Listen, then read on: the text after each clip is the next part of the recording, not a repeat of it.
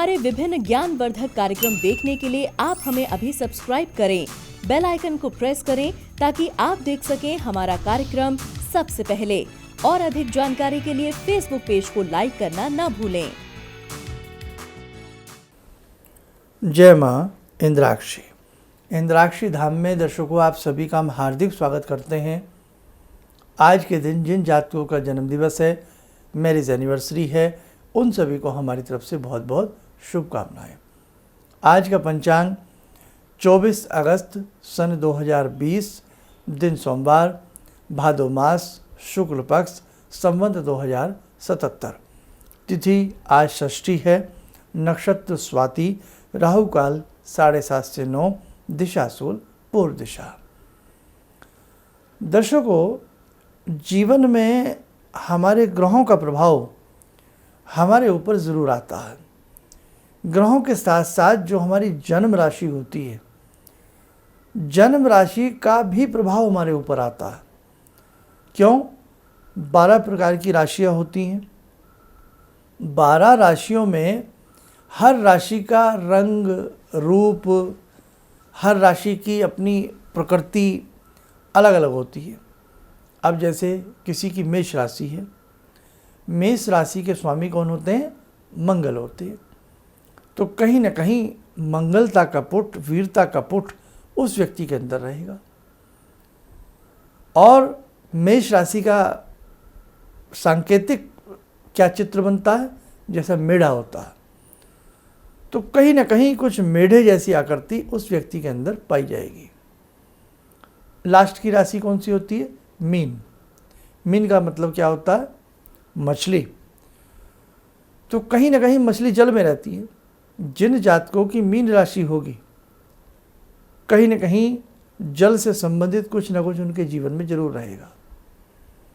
और मीन जैसा उनके फेस के ऊपर मछली जैसी आकृति उनके चेहरे को गौर से देखने से हमें महसूस होगी। तो आपकी जो भी जन्म की राशि है, उस राशि का एक सांकेतिक चित्र आपके चेहरे पर ज़रूर परिलक्षित हो जाता है। दूसरी बात, जैसे मेष से मेढ़ा है, वृषभ से बैल है, कन्या है, तुला है, मीन है, स्कॉर्पियो है। तो जो तासीर इन चीज़ों की है, वो तासीर उस व्यक्ति के अंदर भी कुछ कुछ उस प्रकार की ज़रूर मिलेगी। लेकिन यहाँ मैं एक बात स्पष्ट कर देता हूँ, आप जिस राशि को राशि मानते हैं वो किस प्रकार से मानते हैं। कुछ लोग बोलते नाम से अपनी राशि को जोड़ लेते हैं। कुछ लोग देख लेते हैं कि इस महीने में हम पैदा हुए हैं तो हमारी ये राशि है। कुछ लोग अंक के हिसाब से अपनी राशि को बना लेते हैं। लेकिन हम जो आपसे बात कर रहे हैं वो वैदिक ज्योतिष शास्त्र के आधार पर कर रहे हैं। उसमें कौन सी राशि हमारे ऋषियों ने जोड़ दिया है, वो एक ही राशि होती है, आपके जन्म की राशि। अगर आपको अपने जीवन का राशिफल सुनना है तो आपका जो जन्म की राशि वो आपको पता होनी चाहिए। अदरवाइज़ तो फिर तुक्काफिकेशन वाली बात हो जाती है, वो बात नहीं बनती। क्यों? एक नाम से लाखों लोग होते हैं। अब जैसे आपका अक्षर पी से बनता है, आपका नाम बनता है पी से, पुनीत बनता है, पवन बनता है, पुनीता बनता है, पूजा बनता है, कुछ भी बनता है आपका नाम। आपका नाम ए से बनता है। तो कहने का मतलब आपका नाम जिस अक्षर से बनता है उस अक्षर के लाखों लोग होते हैं। एक ही कॉलोनी में हज़ारों लोग होते हैं। एक शहर में कितने लोग होते हैं, उस स्टेट में आपके नाम के पहले अक्षर से कितने लोग जुड़े होते हैं। तो सभी के साथ एक सी घटनाएं नहीं घट सकती। इसलिए हर व्यक्ति को अगर अपना एक गहराई में जाना है ज्योतिष की, तो आपको आपके जन्म की राशि मालूम होनी चाहिए। अब वो मालूम कैसे होती है भाई? बहुत लोग डेट ऑफ बर्थ नोट नहीं करते जन्म में, कई बार समय में आपके कन्फ्यूज़न रह जाता है। सही से यदि आपको पता है कि आपका जन्म इतने बज कर के इतने मिनट पर हुआ है और इस शहर में हुआ है, तो आप अपने आजकल तो मोबाइल में भी इस प्रकार के सॉफ्टवेयर हैं, कंप्यूटर पे, मोबाइल पे आप अपने जन्म का नामाक्षर देख सकते हैं और नामाक्षर के हिसाब से आप ज्योतिष की तालिका में जो अपनी तालिका होती है अक्षरों की, चाहे नक्षत्र तालिका से देख लें, उससे भी चंद्रमा पता लग जाता है किन किन नक्षत्रों में। और यदि और एक आसान सा तरीका बता रहा हूँ मैं आपको, मैंने ये सारी बातें बता रखी हैं। चंद्रमा जन्म पत्रिका, यदि आपको पता है कि ये मेरी जन्म पत्रिका है और ये सही बनी है, ये भी बात है, आपकी जन्म पत्रिका है और वो सही बनी है, आपको पता है, तो जन्म पत्रिका में एक होता है लगन चार्ट। लगन चार्ट में आप ये देखें कि चंद्रमा किस अंक के साथ बैठा है, किस नंबर के साथ चंद्रमा बैठा है। अब कितने नंबर होते हैं राशियों के? 12, जोडिक नंबर 12, 1 to 12, 1 से 12 तक। अब चंद्रमा कहीं पर भी आ सकता है, 1 नंबर में भी आ सकता है, 2 नंबर के साथ भी आ सकता है, 5 के साथ भी आ सकता है, लेकिन ऐसा कभी नहीं होता कि 5 के साथ भी आ जाए और 4 के साथ भी आ जाए। जब भी चंद्रमा स्थित होगा तो ये एक ही राशि में होगा, किसी में भी हो सकता है, किसी भी अंक के साथ हो सकता है। तो जिस नंबर के साथ चंद्रमा हो उस नंबर वाली राशि आपकी जन्म की राशि कहलाती है। इसको चंद्र राशि भी कहते हैं। तो आप ये ध्यान रखें, चंद्र कुंडली भी इससे अलग से बनती है और उसकी एक मोटी सी पहचान क्या है कि आप 12 की 12 राशियाँ लिख लें अलग से। अब देखो, मैं ही आपको बता देता हूँ, आप ऐसे लिखो, अगर आपके पास समय है थोड़ा सा, ये एक टेबल बना लीजिए, आपको बच्चों के बारे में भी इससे नॉलेज हो जाएगी कि भाई हमारे बच्चों की क्या राशि है। कैसे? आपने लिखा, 1 नंबर डालिए, 1 नंबर के सामने डैश डालिए, अब लिखिए 1 नंबर के सामने मेष राशि, 2 नंबर के सामने लिखिए वृष राशि, 3 नंबर के सामने लिखिए मिथुन राशि, 4 के सामने लिखिए कर्क राशि, 5 के सामने लिखिए सिंह राशि, 6 उसके सामने लिखिए कन्या राशि, 7 तुला राशि, 8 के सामने वृश्चिक राशि, 9 के सामने धनु राशि, 10 के सामने मकर राशि, 11 के सामने कुंभ और 12 के सामने मीन। तो अब ये जो नंबर हैं ये हमेशा फिक्स रहते हैं। अब जैसे 1 से 12 तक नंबर आपने लिख लिए, हर नंबर के सामने आपने उसकी राशि लिख ली। तो अब इन नंबर्स में से कहीं पर भी किसी भी नंबर्स के साथ चंद्रमा बैठता है। मिसाल के तौर पे मैं आपको समझा रहा हूँ, जैसे 5 नंबर के सामने आपने क्या लिखा? सिंह लिखा ना। अब आपने कुंडली खोली, कुंडली के पहले पेज पे जो लगन चार्ट होता है उसमें आपने देखा चय के ऊपर बिंदी लगी हुई है, चंद्रमा 5 नंबर के साथ दिखा। 5 नंबर की कौन सी राशि होती है? सिंह। तो आपकी इंग्लिश में क्या कहते हैं इसको? लियो। तो आपकी कौन सी राशि हो गई? सिंह राशि जन्म की बन गई। समझ गए? अब चंद्रमा को हमने किसी अपने बच्चे की उसमें देखा, वहाँ देखा हमने चय लिखा हुआ है 7 नंबर के सामने।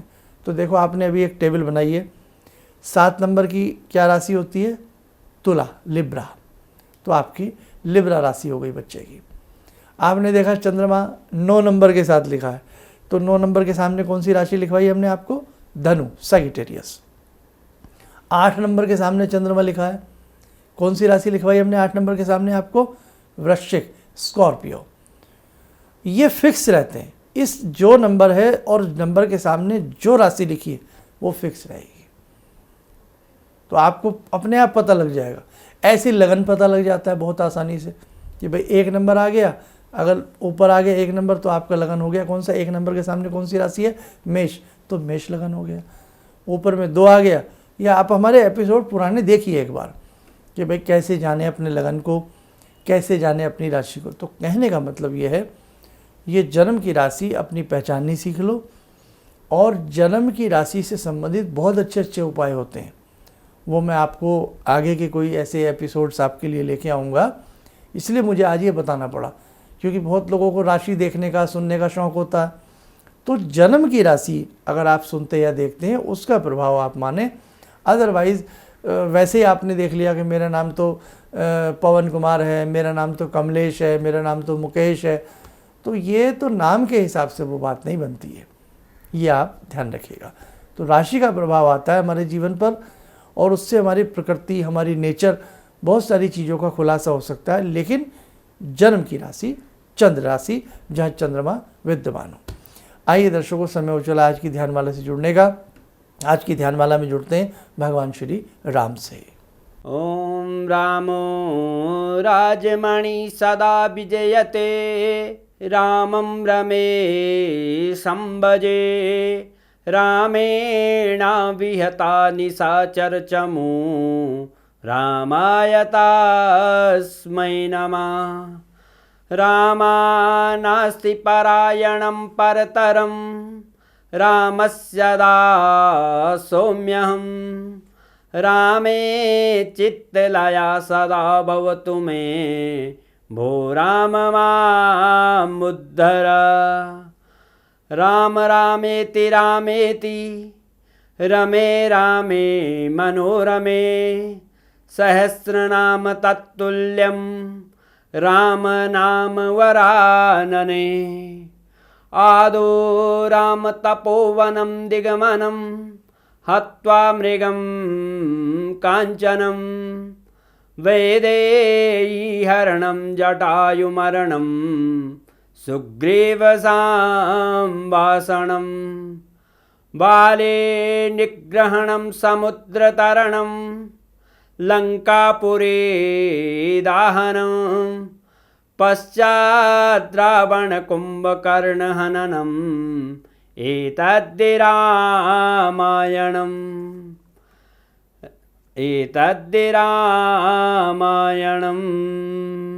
कवच बना लें, ध्यान करें, भगवान श्री राम का आशीर्वाद हम सबके ऊपर बरस रहा है।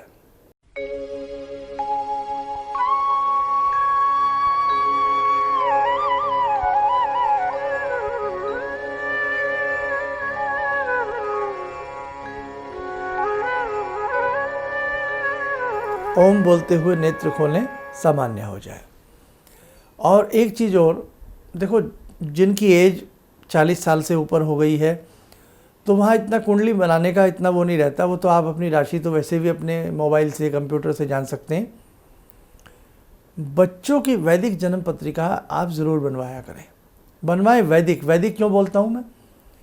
इस पैटर्न पर ही हमारे यहाँ ज्योतिष विद्या हमारे ऋषियों ने की है और इसी से फिर अनेकों पैटर्न बहुत लोगों ने अपने बनाए हैं।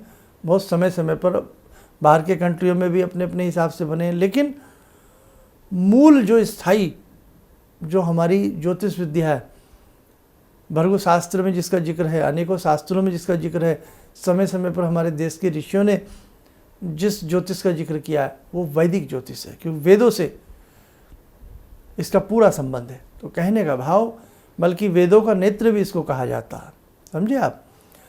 तो आप अपनी वैदिक जन्म पत्रिका ख़ास तौर से बच्चों की ज़रूर बनवा के रख लें, ताकि वास्तव में आपको पता चल सके कि ये बच्चे मांगलिक हैं, नॉन मांगलिक हैं, क्या हैं क्या नहीं है, जन्म राशि क्या है। तो ये बहुत सारी चीज़ें एक समय में जीवन में काम आती हैं। दर्शकों, और एक चीज़ आपसे हम शेयर करना चाहते हैं।